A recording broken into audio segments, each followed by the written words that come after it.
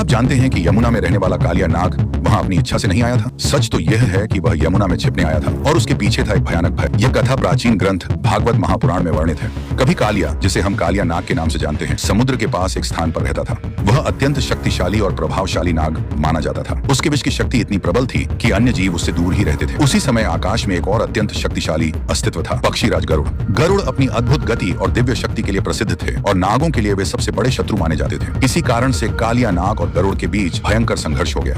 आकाश में गरुड़ की गति बिजली की तरह थी और जल में कालिया नाग की शक्ति भी कम नहीं थी। लेकिन गरुड़ की दिव्य शक्ति के सामने कालिया नाग अधिक देर तक टिक नहीं पाया। तभी उसे समझ आ गया कि यदि वह वहां रहा तो एक दिन गरुड़ निश्चित रूप से उसे नष्ट कर देंगे। कालिया नाग ऐसी जगह की तलाश करने लगा जहां गरुड़ पहुंच ही न सके। कथाओं के अनुसार यमुना नदी के एक विशेष स्थान पर एक प्राचीन ऋषि के श्राप के कारण गरुड़ का प्रवेश वर्जित था। इसी कारण कालिया नाग वहां आकर यमुना के गहरे जल में रहने लगा। लेकिन कालिया नाग का विष अत्यंत प्रबल था। जब वह लंबे समय तक यमुना में रहने लगा तो उसके